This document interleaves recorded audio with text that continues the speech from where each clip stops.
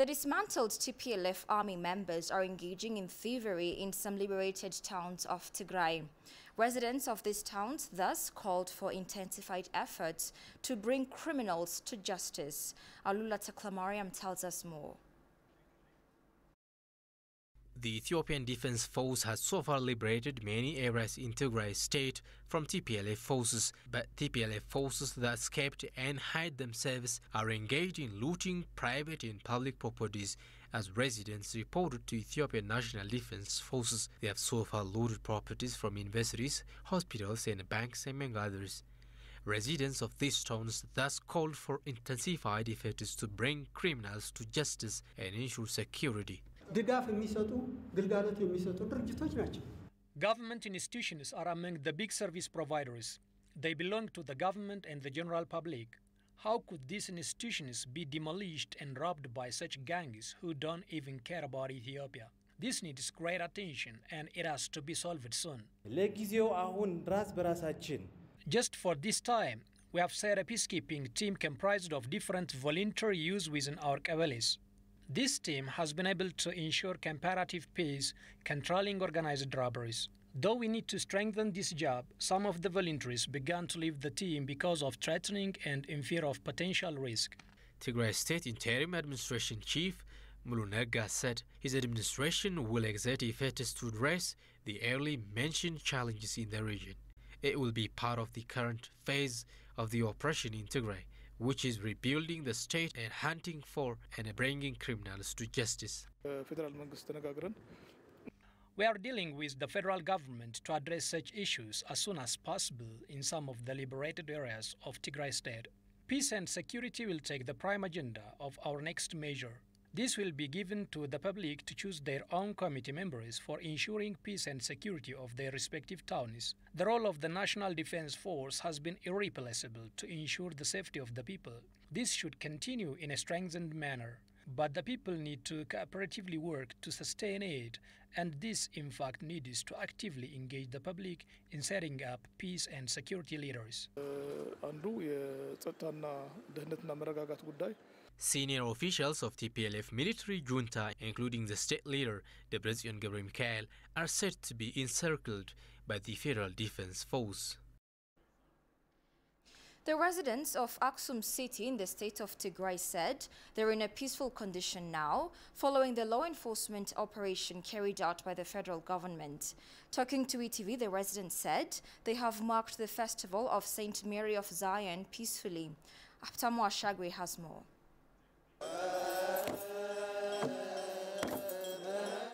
The Orthodox Tewahedo Christians have observed the annual festival of St. Mary of Zion on 13th November. Hundreds of thousands pilgrims from across the country and abroad desire to travel to Aksum. This has enormous socio-economic as well as touristic advantages to the nation.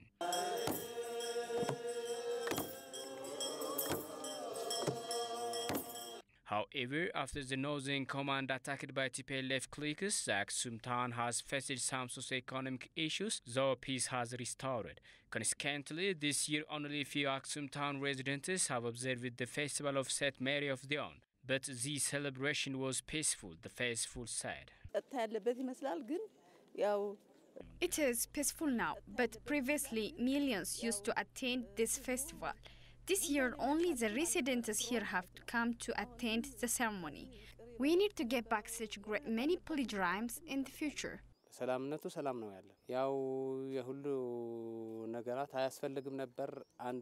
Now it is peaceful, but the previous conflict was unnecessary. We are in one nation. Currently, we need peaceful government and efforts are needed to stop instabilities in this region. The community in this area needs peace. Our praying is showing this fact.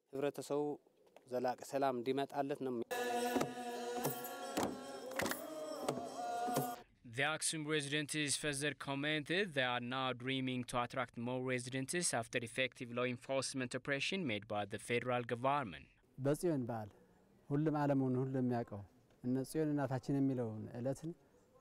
The rest of the world knows the festival of St. Mary of Zion. It is difficult to me to express the feeling of observing the festival in this condition.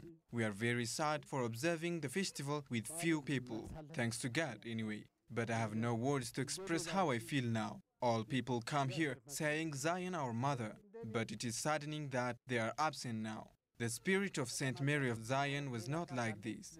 There are no more people observing this festival like before. It is only us, the residents here, only observing it.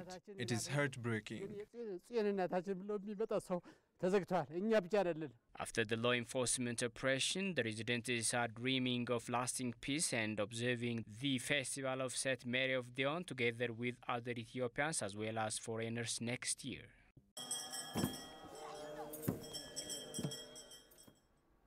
While the rest of the country has embraced a new horizon, the TPLF continues to hold on to its old divisive ideology.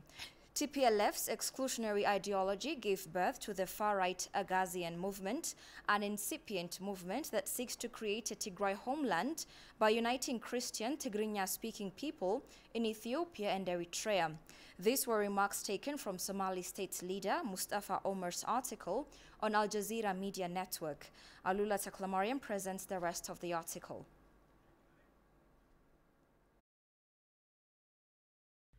On his article on Al Jazeera Media Network, Ethiopia's Somali State Chief Mustafa Omar wrote, "The Tigray People Liberation Front is at the heart of an ongoing bloody conflict with the federal government of Ethiopia." Explaining the who of TPLF, Mustafa says the party was established in the Tigray majority region of Ethiopia in the 1970s as one of the many rebel groups fighting for freedom from Ethiopian imperial rule. The Tigray community at that time was marginalized by the feudal system after the military overthrow of the imperial government. The front, like other fronts, fought the newly established communist military government. Along the way, the TPLF developed its elaborate ideology, combining ultranationalism and ethnic pride with a sense of victimization, especially directed at the feudal Amhara elite and the communists. It propagates the divisive idea of us versus them, that the Tigray people are surrounded by enemies and only the TPLF can ensure their protection and survival, Mustafa argues. After the party came to power in 1991 within the coalition of the Ethiopian People's Revolutionary Democratic Front, this hostile narrative did not go away and in fact took on an even broader scope. The Tigray regional state came under TPLF control, which allowed the party to promote its harmful ideology among the whole Tigray population of Ethiopia and distribute it, he stated. Mustafa accuses the party leader Meles Zenawi for denying reality that Ethiopian society is a multi-ethnic one, by mentioning that the TPLF took control of the center of power in Addis Ababa when its head Meles Zenawi became Ethiopia's president in 1991, remaining in power up until his death in 2012. It was under his leadership that the EPRDF propagated the spurious idea that the Ethiopian population consisted of ethnic groups with irreconcilable differences, denying the reality that the Ethiopian society is a multi-ethnic one, united by ties of intermarriage, trade, religion, and culture. By promoting this divisive narrative, the EPRDF sought to present itself as the savior and guarantor of ethnic peace in Ethiopia, which would descend into conflict and chaos without its leadership. State media frequently and boldly stated that it is EPRDF, referring to the Hutu paramilitary organization that committed the genocide in Rwanda. This was meant to remind the public that this could happen in Ethiopia, and the possibility of falling apart was real if people were to demand their rights and freedoms. He went on saying for more than 20 years, Zenawi held near total control over the country, ensuring the TPLF's dominance within the APRDF. But in 2018, several years after his death, under the pressure of years of social and political upheaval, change finally came to Ethiopia, he stated. He further develops his views on the party's wrongdoings after abandoning power in Addis Ababa, through mentioning that the TPLF lost power in Addis Ababa and the APRDF was disbanded a year later, while the rest of the country embraced a new horizon. The TPLF retained its old divisive ideology and even took it further. Its exclusionary mythology gave birth to the far-right Agazian movement, an incipient movement that seeks to create a Tigray homeland by uniting Christian Tigrinya-speaking people in Ethiopia and Eritrea. It is driven by those who see themselves as the successors of the ancient Aksumite kingdom and dream of reviving it, Mustafa said. He also asserted that TPLF's toxic ideology has also played out on the national political scene. The Prosperity Party, which Prime Minister Abiy Ahmed created in 2019, has sought to push forward with important political and socio-economic reforms. The TPLF has sought to present them as an attack on their ranks or even on the entire Tigrayan people. Mustafa concludes his view, pointing out that barely a day passes without the TPLF-affiliated Tigray Regional TV and other media outlets airing war documentaries and footage from the guerrilla wars of the 1980s. The objective is to preoccupy the Tigrayan people with a feeling of being under siege. Contesting political parties need to give prime attention to bringing sustainable advantages to the general public. Ethiopian Citizens for Social Justice Party is undertaking discussions on 7 drafted policies. Macroeconomic, investment, trade, information communication technologies, industry, environmental protection and social security, among others, are the key policy directions that the party has tabled for discussion. Speaking on the occasion, leader of Ethiopian Citizens for Social Justice Party, Berhanu Nega, said contesting political parties need to give prime attention to bring sustainable benefits to the general public. ፖለቲካ ውስጥ ገብተን በሐሳብ ደረጃ እንከራከራለን ካልን ስንፍናን ይዘን አይደለም ሐሳቦቻችንን በደም ቁጭ ብለን We have to remove our indolence to make an agreement with other political parties. We have to articulate our ideas properly. We have to investigate and provide our alternative policies with identified reason. We also have to give prime attention on how these policies touch the ground, as well as taking good lessons from other countries. We have to realize cultural transformation internally. The culture of discussion, rationality, accepting others' thought, and analyzing differences shall be promoted. I think we have to develop various democratic systems in our country. Berhanu called upon contesting political parties to play their part in building vibrant institutions in Ethiopia. የአንድን ማህበረሰብ ምንነትና ፍላጎት ራሱ ለማወቅ አንድ የተወሰነ የኤሊት ክፍል በሚያረጋው ጩኸት ሳይሆን አብዛኛው ማህበረሰብ ምንድነው የሚፈልገው የሚለውን ለማወቅ በመሞከር ነው ከሰሞኑ ያየነው ለመጀመሪያ ጊዜ Contesting political parties need to go forward to understand the desire of majorities in our community, rather than representing few elites. We have now seen the nation's institutions which did not exist over the past 27 or 30 years. For example, the existing defense force is not representing one party or group.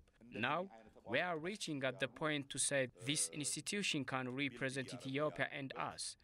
We are on the verge of building similar institutions. I understand that building the society is not a one-day task. It rather needs extending years. It needs visionary leaders and individuals. No one can build this hard activity in a short period of time.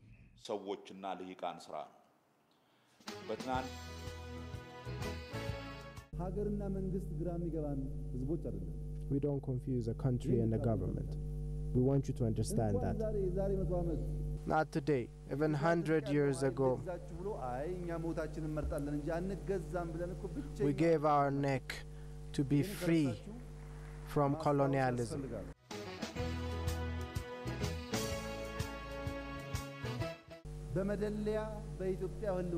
Victory is Ethiopia. No individual will sell his or her country for their benefit. We love peace, we work for peace, and you have to understand that. And if you understand what's ours, you should collaborate with us.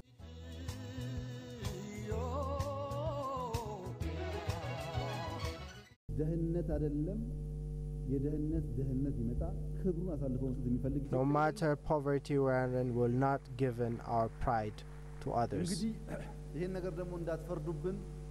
Don't blame us. It's not our fault. This is in our blood, transmitted from our fathers.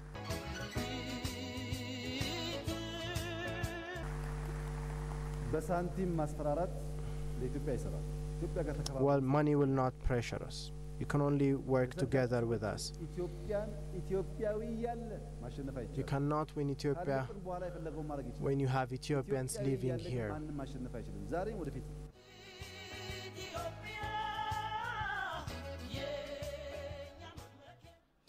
Welcome back. You're watching Addis News Hour. Ethiopia is allowing unrestricted humanitarian access to the UN to try and help civilians who are caught in the middle of weeks of conflict between the government and the embattled TPLF leaders. Ethiopian ambassador to France, Henok Tefera, made the remark during his stay with France 24. Haptamu Ashagwe takes it from here.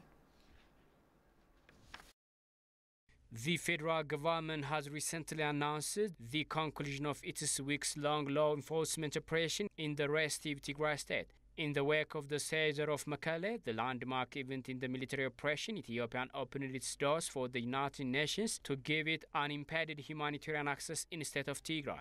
Talking to France 24, Ethiopian ambassador to France, Henok Tefera, said the government prioritized the humanitarian assistance in parallel with the law enforcement operation. According to the ambassador, international media outlets remained silent on the federal government's effort to facilitate humanitarian efforts. Humanitarian access is a priority because these are, first and foremost, our citizens. As you know, it was on November 4th that the TPLF junta provoked this crisis by assassinating in cold blood our military officers and servicemen. They have publicly said so. They have explained the rationale. They have explained why they did it. And I don't understand why the international media doesn't report it, as it's not a claim. It has been confirmed. They explained to us in the local TV why they attacked on November 4th and committed cold-blooded murder. The ambassador added that the TPLF junta provoked the federal government by attacking the Northern Command. After the federal government liberated the state of Tigray from the TPLF mafia clique, it signed an agreement with the United Nations to provide humanitarian assistance to the people of Tigray. Now, it's very important to understand the genesis because this was provoked and imposed by the TPLF junta. Having said that, humanitarian access has been granted once areas that have been liberated are secure. We want humanitarian workers to work in the best of conditions and to deliver humanitarian assistance, whether food or medicine. And as you said, we signed an agreement on November 30th with the UN so that they can have unfettered access. Now, unfettered access has been given. They can deliver food and medicine to the population. When the TPLF junta opened fire, the government troops in the Northern Command were not in the right position to anticipate any possible attack since they were caught unprepared and while sleeping. Ethiopia then sped up its law enforcement operation, ending it with the seizure of the regional capital Mekelle. The ambassador pointed the federal government is taking appropriate measures to avoid civilian casualties as well as cities in the state of Tigray. Well, as you know, again, the genesis of the conflict, as you said, is very important to understand. Our troops were attacked while in their sleep. We were not in a position to anticipate anything. Therefore, in a situation where we were being killed, our troops were being killed, it was important first to gather our forces, make sure that we undertake a rule of law operation that will bring the culprits to justice, and at the same time making sure that we avoid, to the extent possible, loss of civilian life. As you may know, no city has been destroyed. All the cities in Tigray are intact because purposely the military carried out its operation in a very meticulous manner. The biggest task at hand, he said, is rehabilitation in the state of Tigray. The TPLF forces have been completely routed. Now their only hope is to create a war in the media. They're basically not there on the ground. We control the whole Tigray. The cities are under our control. The population now has started going back to their normal lives. So they have to create this buzz in order to give you, the international community, the impression that there's something happening. This operation has been successfully completed. We are now in the second phase where we're working for the rehabilitation of the people of Tigray. And this will be made very clear. You know, you can lie sometimes to some people, but you cannot lie to all the people all the time. So the truth will come out, and eventually this will wither away. Therefore, I really don't give much attention to the pretenses of the TPLF routed forces who are in hiding, and we know where they are. And they will be dealt with and be brought to the court of law. As for Hassan Asrat, the great nephew of Emperor Haile Selassie, has blamed the TPLF for its heinous attack on a military base of the Northern Command of the Ethiopian National Defense Force in Tigray. He said the federal government's law enforcement move is appropriate to maintain Ethiopia's territorial integrity and national sovereignty. Daniel Kasahun has more from Alicia newspaper. The great nephew of Haile Selassie, as for Watson, said TPLF is the root cause of the military conflict in Tigray region. He underlined that the ones to blame for this conflict are the militias of the Tigray People's Liberation Front, who in early November attacked a military base of the Northern Command of the Ethiopian National Defense Force in Tigray at night, killing a large number of soldiers. Ethiopia had to react. That was what triggered this war. The conflict between the federal government and the defiant TPLF, he said, led to the displacement of thousands of civilians, many of whom fled to neighboring countries. He said unless the government could not take offensive, the conflict will turn bloody, destabilizing the Horn of Africa, as Fawusan asserted. He underlined that this conflict, then, is not about the Tigray people as a whole, but specifically about the TPLF junta embattled in the capital, Mekelle. As Faw stated that the war is only about the TPLF, a Marxist group whose role model before the fall of the Iron Curtain was the regime in Albania. Their central viewpoints have not changed for 27 years. The TPLF ruled Ethiopia with an iron fist and in adherence to racist criteria. 2 years ago, the group fell from power in the capital city. Its followers then retreated to their homeland of Tigray, he explained. As for Wilson did not fail to blame the constitution for the current catastrophe. He went to say that Ethiopia is the only nation in the world that calls itself an ethnic federation. He said Prime Minister Abiy is doing what's necessary to protect the integrity and sovereignty of Ethiopia. Ultimately, that's also his duty. Every state has the right to use any means necessary to maintain its territorial integrity and national sovereignty. The incidents of mass murder, ethnic cleansing, and insurrection which took place in various parts of Ethiopia over the past 2.5 years were all orchestrated by the TPLF and its ally OLF, as Fawusan added.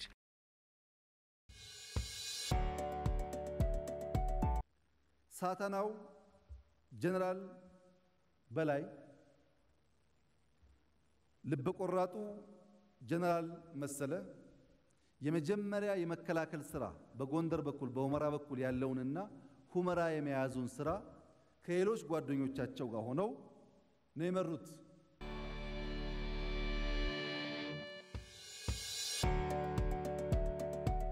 ትንታጉ ጀነራል አበባው በምዕራብ ግንባር ወደ ተኮምቢያ የወጣውን የኢትዮጵያ ወታደር አደራጅቶ አስታጥቆ እነዚህን ይዞ ሽራሮ እንዲቆጣጠር ጀነራል አበባው ሚሽን ተሰጠው። ጀነራል በላይና ጀነራል መሰለ ሁመራን ከያዙ በኋላ አድጎሹን ይዘው ተከዜን ተሻግረው ሽራሮ ላይ ከጀነራል አበባው ኃይል ጋር እንዲቀላቀሉ ተደረገ።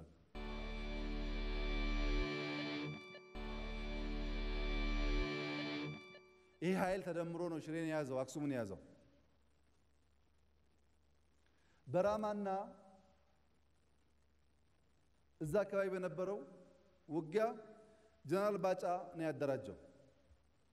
የጀነራል ባጫ ሚሽን ወደ እንጥጮ የሚሄደውን ወደ አድዋ የሚሄደውን ቦታ መጀመሪያ ምሽጋችንን መያዝና ሽሬ ሲጠጋ ያኛው ኃይል አድዋን መቁረጥ ነው። በዛላምበሳ በኩል ግስላው ጀነራል ጌታቸው የወጣውን ኃይል አደራጅቶ በከፍተኛ ጀግንነትና ቆራጥነት ዛላምበሳና አዲግራት እንዲይዝ ነው ሚሽን የተሰጠው።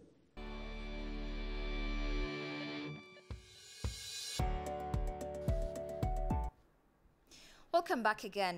The Dire Dawa University says its journey to becoming a center of excellence is being challenged by high staff turnover.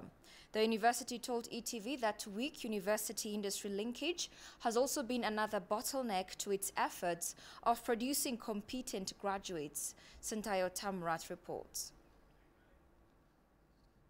President of the university Ubada mentioned two critical factors that have threatened the university's stride towards becoming a center of excellence and producing competent graduates. One of these is unsuccessful university-industry linkage. Our university is striving to become a center of excellence in disciplines like engineering and technology. We are doing our best to produce knowledgeable and competent graduates in these disciplines. But this aspiration becomes a reality when our students pass through adequate practical trainings in the campus and industries. However, they couldn't sufficiently gain additional knowledge, skills, and experience from the industries. In fact, it's not universities only that should go to industries, but industries should also come to us to work on how to maximize production and productivity. So the main challenge is the misunderstanding of this internship or externship program. So there was a huge gap. So solving this gap was a big challenge for the Ministry of Science and Higher Education, as well as for the universities themselves. Relationship between the university industry was not supported by legal written laws. Both the director and the president hope for better relations owing to changes in procedures as well as directions put forward by the federal government. I think አሁን የወጡ ዳይሬክቲቮችም ይህንን የሚያሻሽሉ ናቸው። ኢቭን የነበረው አድሬት ራሱ ብዙም ይህን ስራ የሚያቀላጥፍ አይነት ስላልነበረ I think the new directives put in place are meant to improve this. The system so far was also not capable of facilitating the university-industry linkage. Now the system is changed and the communication now is getting better. For instance, issues like incentives for better performance was not clearly stated previously. This is solved with the recent directives. Given this and other alterations to the university-industry linkage, I expect we will do a better job. On top of this, Redwa Industrial Park will be a big opportunity to us. There is a change in legal written laws, as well as there is a change in the budget allocation from the university side. Previously, the industries were owned by Ethiopian citizens.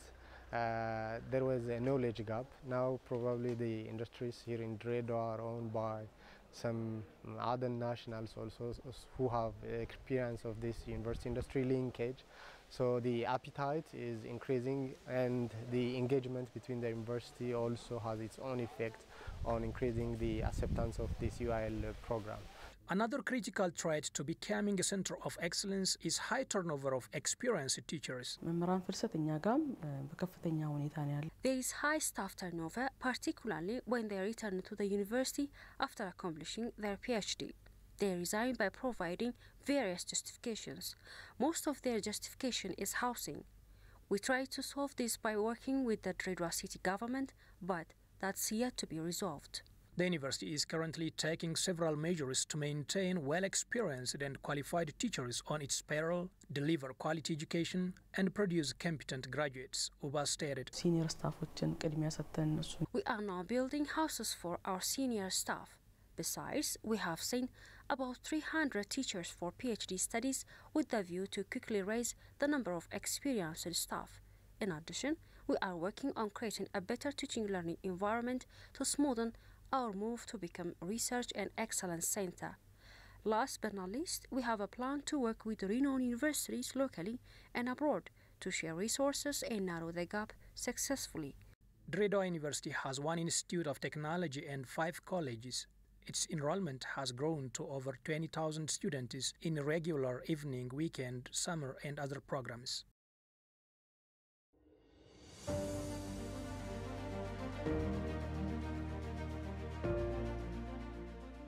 በጣም እኛ ፈርተን ነበር። በጣም እዚህ የሚወራ የነበረው ነገር በጣም መጥፎ ነገር ነበር የሚወራ የነበረው። ይመጣሉ ያርዷቸዋል ምናምን ነበር ሲሆን ነበር። እንደገና በከባድ መሳሪያም ትመታላችሁ ብለውና ፈርተን ነበር እሸን ወደ ከተማ ያወጣን። ግን ምንም የደረሰብንም ነገርም የለም፣ የተደበደብነው ነገርም የለም።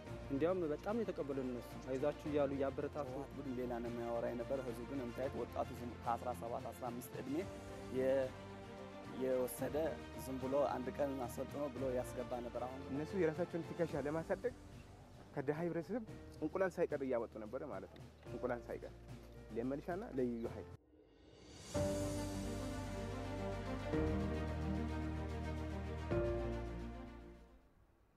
Hotel owners and managers in Adama City told ETV that the stable environment prevailing this time has helped the hotel industry revive. They also told ETV that the corona pandemic seriously affected the business, but after the government lifted restrictions, the industry has regained normalcy. The current situation of hospitality industry in Adama is coming to the normal situation after the COVID. But before that, COVID made some minimized the flow of customer to Adama. Within the coronavirus pandemic, so far, the hotel industry was very poor. It was devastated at the rest of the world, but these days it has been improved a lot. We are currently serving a lot of customers. The number of local visitors has now attained its peak, they added. Conference tourism in the city is growing due to the rise in the number of standard hotels. Better service variety, number of bedrooms and adequate number of conference rooms have contributed to the increased influx of conference tourism in Adama, they told ETV. A reason why a conference is flowing to Adama is, one of the reasons is it is accessibility. Or it is access to the center of the capital city of Ethiopia. The other is there are lots of international standard hotels providing international service with standard conference facilities and standard bedrooms and standard restaurants and bars. አዳማ እንግዲህ ቀደም ሲል እንደተናገርኩት የአየር ጸባይዋ በጣም ጥሩ ስለሆነ Adama's weather condition is favorable and conducive. Adama got its modernity ahead of other cities. There are many high-standard hotels in the city that can serve for various meetings. Especially, the expressway can help the city connect with Addis Ababa fast.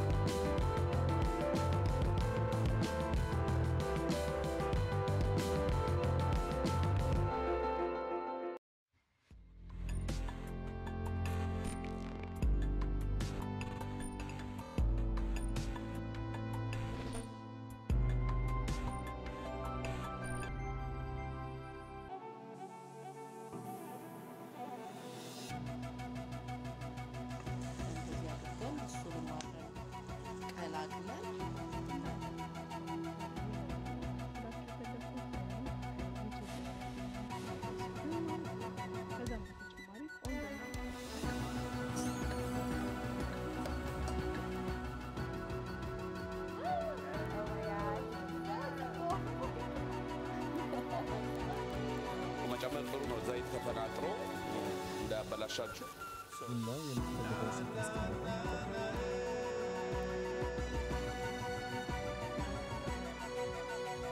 እንዴ ኧረ ይሄ ነገር ያቃጥላል እና ሾው በሙሉ ይወጣል። አራት ማዕዘን አድርገን ነው የምንቆርጠው። ሙረባ ምን ማለት ነው?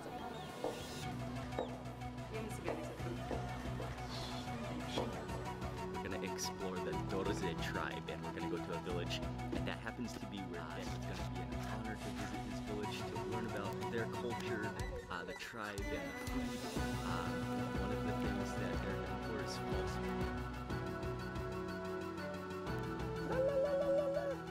Your Ethiopian dinner is almost served.